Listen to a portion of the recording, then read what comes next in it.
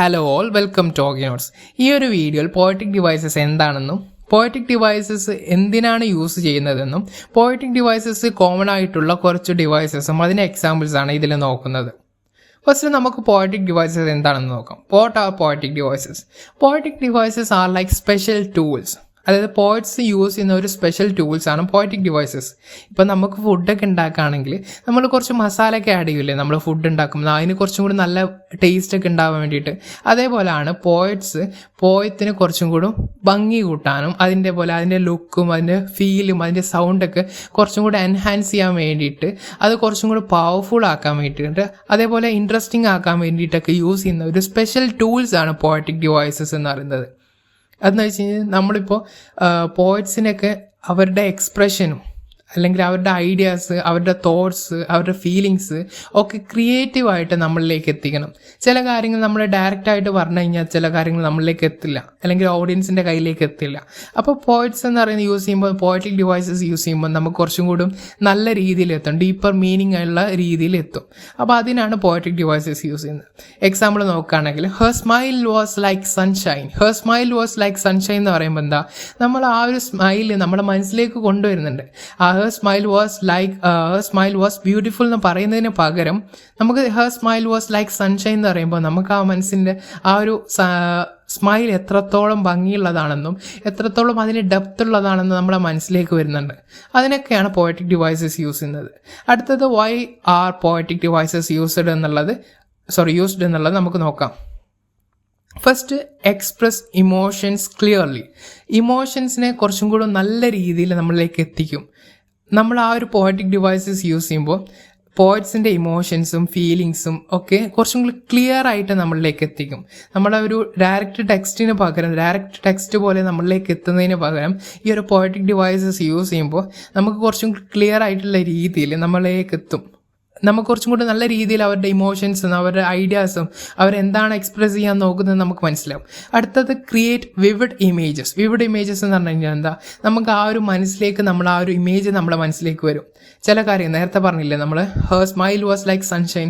അപ്പം നമ്മളെ മനസ്സിലേക്ക് വരുന്നുണ്ട് ആ ഒരു സ്മൈൽ എങ്ങനെയാണെന്ന്, എത്രത്തോളം ഭംഗിയുള്ളതാണ്, എത്രത്തോളം തെളിഞ്ഞതാണെന്നുള്ള രീതിയിൽ ആ ഒരു സീന് നമ്മളിലേക്ക് വരുന്നുണ്ട്. ആ ഒരു ലൈഫ് നമ്മളിലേക്ക് എത്തുന്നുണ്ട്. അതേപോലെ തന്നെ ആ ഒരു ഡീറ്റെയിൽഡ് ലാംഗ്വേജ് യൂസ് ചെയ്യുമ്പോഴൊക്കെ നമുക്ക് കുറച്ചും കൂടി ഡെപ്തായിട്ട് നമുക്ക് കാര്യങ്ങൾ മനസ്സിലാവുന്നുണ്ട്. അടുത്തത് add rhythm and sound. Rhythm എന്ന് പറയുന്നത് താളമാണ്. ആ ഒരു താളം ഒരു മ്യൂസിക്കൽ ക്വാളിറ്റി നമുക്ക് ഈ ഒരു പോയറ്റിക് ഡിവൈസസ് യൂസ് ചെയ്യുമ്പോൾ നമുക്ക് കിട്ടും. അതേപോലെ ഒരു നൈസ് ഫ്ലോ നമുക്ക് ആ ഒരു പോയറ്റിക് ഡിവൈസസ് യൂസ് ചെയ്യുമ്പോൾ നമ്മൾ ഈ ഒരു പാട്ടിലൊക്കെ പാടുന്നത് പോലെ നമുക്ക് ആ ഒരു ഫ്ലോയിലൂടെ നമുക്ക് ആ ഒരു പോയം വായിക്കാൻ പറ്റും. ആ ഒരു ഓഡിയൻസിനെ നമുക്ക് ആ ഒരു പോയം നമുക്ക് മനസ്സിലാക്കാൻ പറ്റും, ഫീൽ ചെയ്യാൻ പറ്റും. അടുത്തത് ആഡ് മീനിങ് എന്ന് പറയുമ്പോൾ ചില പോയറ്റിക് ഡിവൈസസ് യൂസ് ചെയ്യുമ്പോൾ നമുക്ക് ചില കാര്യങ്ങൾ ഡയറക്റ്റായിട്ട് പറയുന്നതിന് പകരം പോയറ്റിക് ഡിവൈസ് യൂസ് ചെയ്തിട്ട് പറയുമ്പോൾ നമ്മൾ കുറച്ചും കൂടി ഡെപ്ത് ആയിട്ടുള്ള മീനിങ് കിട്ടും. നമ്മൾ കുറച്ചും കൂടി ഡീപ്പറായിട്ട് ആലോചിക്കാൻ തുടങ്ങും. കുറച്ചും കൂടി നല്ല രീതിയിൽ ആംബിഗസ് ആയിട്ടുള്ള ചിന്തകൾ ഉണ്ടാകും. അതാണ് ഈ ഒരു പോയറ്റിക് ഡിവൈസസ് ഒക്കെ ചെയ്യുന്നത്. അടുത്തത് കീപ് റീഡേഴ്സ് എൻഗേജ്ഡ് എന്ന് പറയുമ്പോൾ നമ്മൾ ഇപ്പോൾ സിനിമയൊക്കെ എടുക്കുകയാണെങ്കിൽ സിനിമയിൽ നമ്മൾക്ക് ചിലപ്പോൾ റൊമാൻസ് വേണ്ടി വരും, അല്ലെങ്കിൽ ചിലപ്പോൾ നല്ല സസ്പെൻസ് വേണ്ടി, അല്ലെങ്കിൽ ഫൈറ്റ് വേണ്ടി വരും. ഇതിലെന്തെങ്കിലും നല്ല എലമെൻറ്റ്സ് ഉണ്ടായി കഴിഞ്ഞാൽ ആ ഒരു ഓഡിയൻസ് അല്ലെങ്കിൽ വാച്ച് ചെയ്യുന്ന ആൾക്കാർ അത് അവസാനം വരെ കാണുള്ളൂ, ക്ലൈമാക്സ് വരെ കാണുള്ളൂ. അതേപോലെയാണ് നമ്മൾ ഈ ഒരു പോയറ്റിക് ഡിവൈസസ് യൂസ് ചെയ്ത് കഴിഞ്ഞാൽ നല്ല രീതിയിൽ ആ ഒരു പോയം റീഡേഴ്സിനെ എൻഗേജ് ചെയ്ത് നിർത്താണെങ്കിൽ നമ്മൾ പോയറ്റിക് ഡിവൈസ് യൂസ് ചെയ്യേണ്ട ആവശ്യമുണ്ട്. അടുത്ത നമുക്ക് ഏതൊക്കെ പോയറ്റിക് ഡിവൈസസ് ആണ് ഈ ഒരു വീഡിയോയിൽ പറയുന്നത് നോക്കാം. 6 പോയറ്റിക് ഡിവൈസസ് ആണ് ഈ ഒരു വീഡിയോയിൽ പറയുന്നത്. അതിൽ ഒന്നാമത്തതാണ് മെറ്റഫറും പിന്നെ സിമിലിയും മെറ്റഫറും ഒരു ബ്രദേഴ്സ് പോലെയാണ്. അവർ തമ്മിൽ ഒരു കണക്ഷൻ ഉണ്ട്. അടുത്തത് ആലിട്രേഷൻ, അടുത്തത് പേഴ്സോണിഫിക്കേഷൻ, അടുത്തത് ഹൈപ്പർബിലി, അതേപോലെ ഓണമെറ്റപ്പിയ. ഇത്രയും ഡിവൈസസ് ആണ് ഈ ഒരു വീഡിയോയിൽ നമ്മൾ നോക്കുന്നത്. അതിൽ നമുക്ക് ഫസ്റ്റ് മെറ്റഫർ എന്താണെന്ന് നോക്കാം.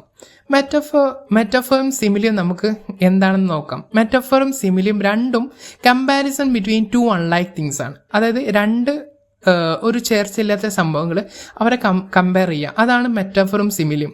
ഇതിൽ മെറ്റഫറും സിമിലിയിലും അവർ ഡിഫറൻസ് എന്ന് വെച്ച് കഴിഞ്ഞാൽ മെറ്റഫറിൽ ലൈക്ക് അല്ലെങ്കിൽ ആസ് എന്നുള്ള വേർഡ് യൂസ് ചെയ്യില്ല. എക്സാമ്പിൾ പറയുമെങ്കിൽ ടൈം ഈസ് എ തീഫ്. ഇവിടെ ടൈമും തീഫും രണ്ടും രണ്ട് കാര്യമാണ്, അല്ലെങ്കിൽ രണ്ടും അൺലൈക്ക് ആയിട്ടുള്ള ഒരു കാര്യങ്ങളാണ്.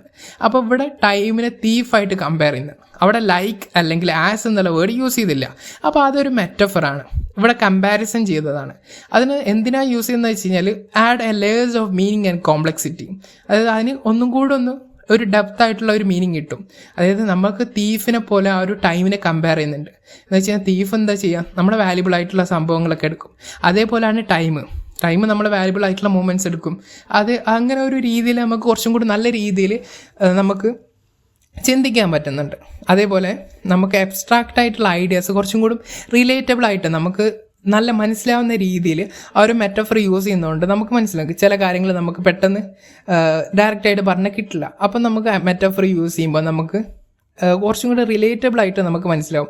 അതേപോലെ തന്നെ വേറൊരു എക്സാമ്പിളാണ് the world is A stage. The world is A stage എന്ന് പറയുമ്പോൾ ഇവിടെ കമ്പാരിസൺ ചെയ്യാണ്. ഇവിടെ ലൈക്ക് അല്ലെങ്കിൽ ആസ് യൂസ് ചെയ്തിട്ടില്ല.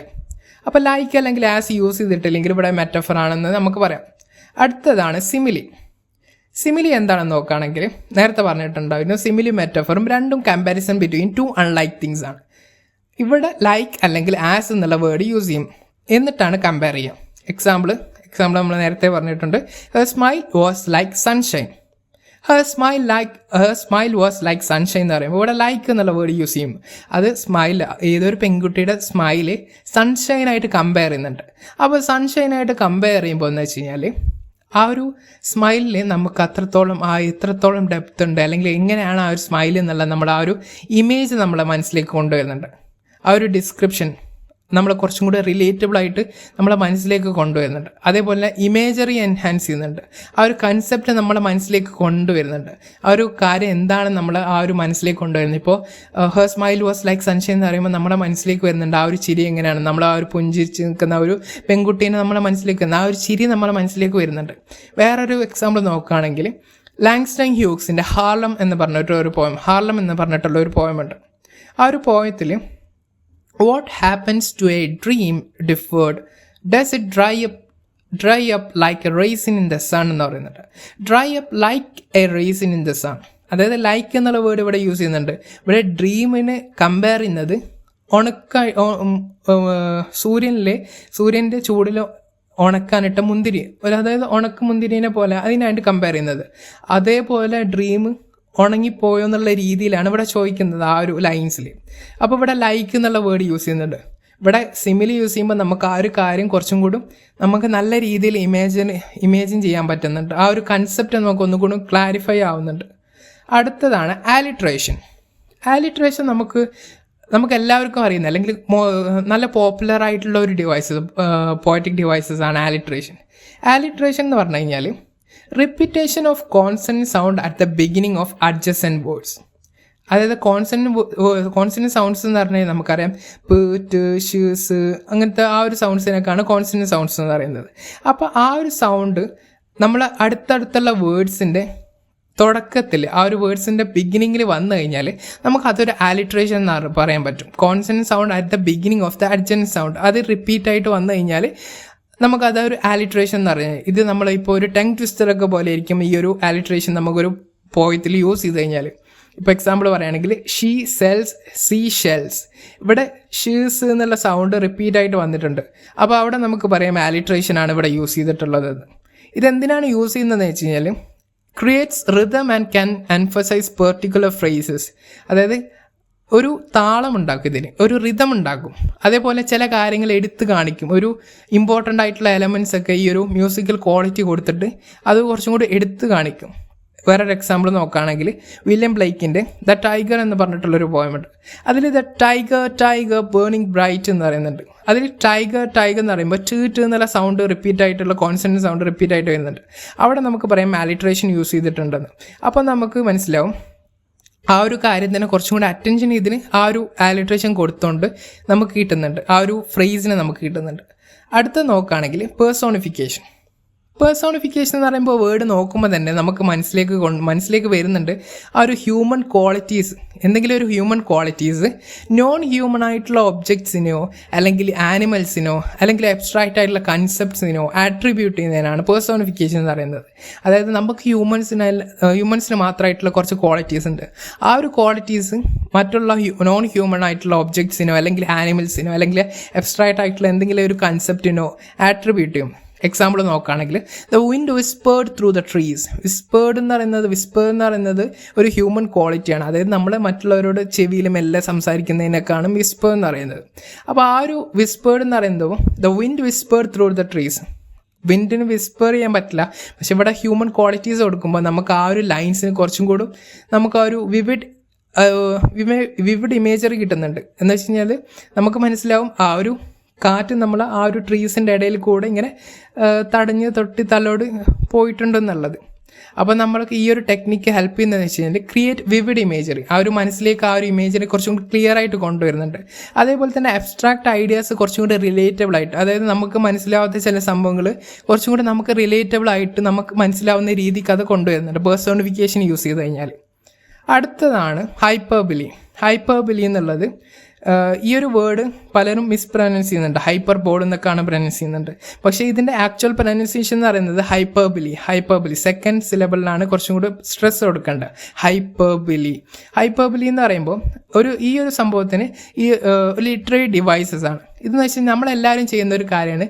നമ്മൾ ചില കാര്യങ്ങൾ ചിലവരോട് പറയണമെങ്കിൽ ചില കാര്യങ്ങൾ നമുക്ക് കുറച്ചും കൂടി എക്സ്ട്രാ ആഡ് ചെയ്യും, കുറച്ച് മസാലയൊക്കെ ആഡ് ചെയ്യുന്നത് പോലെ എക്സ്ട്രാ ആഡ് ചെയ്യും, കുറച്ച് എക്സാജറേറ്റ് ചെയ്ത് പറയാൻ വേണ്ടിയിട്ട്, നമുക്ക് മറ്റുള്ളവർ കുറച്ചും കൂടി കൺവിൻസ് ചെയ്യാൻ വേണ്ടിയിട്ട് എക്സാജറേറ്റ് ചെയ്ത് പറയും. അതാണ് ഹൈപ്പർബിലി എന്ന് പറയുന്നത്. ഇപ്പോൾ എന്ന് വെച്ച് കഴിഞ്ഞാൽ ചില കാര്യങ്ങൾ നമുക്ക് ലിറ്ററലായിട്ട് എടുക്കേണ്ട ആവശ്യമില്ല, പക്ഷേ എന്ന് വെച്ച് കഴിഞ്ഞാൽ involves deliberate and exaggerated statements or claims not meant to be taken literally. അത് ലിറ്ററലി ആയിട്ട് എടുക്കേണ്ട ആവശ്യമില്ല. ഇപ്പോൾ ചില എക്സാമ്പിൾ നോക്കുകയാണെങ്കിൽ ഇപ്പോൾ ഫ്യൂണറൽ ബ്ലൂസ് എന്ന് പറഞ്ഞിട്ടുള്ള ഒരു പോയം. ആ ഒരു പോയത്തിൽ നമുക്ക് പോയറ്റ് പറയുന്നത് എല്ലാവരോടും ആ ഒരു യൂണിവേഴ്സിനോട് തന്നെ സൈലൻ്റായിട്ട് നിൽക്കാനും അതിൻ്റെ ആ ഒരു മരണപ്പെട്ട ആളോട് ഓണർ ചെയ്ത് നിൽക്കാനും വേണ്ടിയിട്ടാണ് പറയുന്നത്. അതൊന്നും എന്തായാലും നടക്കാൻ പോകുന്നില്ല, പക്ഷെ അത് ഒരു കുറച്ചും കൂടി എക്സാജറേറ്റ് ചെയ്ത് പറയുന്നതാണ്. അപ്പോൾ ആ ഒരു എക്സാജറേറ്റ് ചെയ്ത് പറയുന്നതിന് അല്ലെങ്കിൽ എക്സാജറേഷൻ യൂസ് ചെയ്യുന്നതിനാണ് ഹൈപ്പർബിലി എന്ന് പറയുന്നത്. ഇത് എന്തിനാണ് യൂസ് ചെയ്യുന്നത് വെച്ച് കഴിഞ്ഞാൽ എന്തിനെങ്കിലും ഒരു പോയിന്റ് കുറച്ചും കൂടി എംഫസൈസ് ചെയ്താണ്, ആ ഒരു ഡെപ്ത് മനസ്സിലാക്കാണ്, കുറച്ചും കൂടി സ്ട്രോങ് ആയിട്ടുള്ള ഇംപ്രഷൻ കൊടുക്കുകയാണ്. അതേപോലെ ഇൻറ്റൻസ് ഇമോഷൻസ്, അതിൻ്റെ കുറച്ചും കൂടെ ആയിട്ട് നമുക്ക് ആ ഒരു ഇമോഷൻ കുറച്ചും കൂടെ ആ ഒരു ഡെപ്ത് ആയിട്ടുള്ള ഇമോഷൻസ് ഒക്കെ ആ ഒരു കാണിക്കാൻ വേണ്ടിയിട്ടാണ് ഹൈപ്പർബിലി യൂസ് ചെയ്യുന്നത്.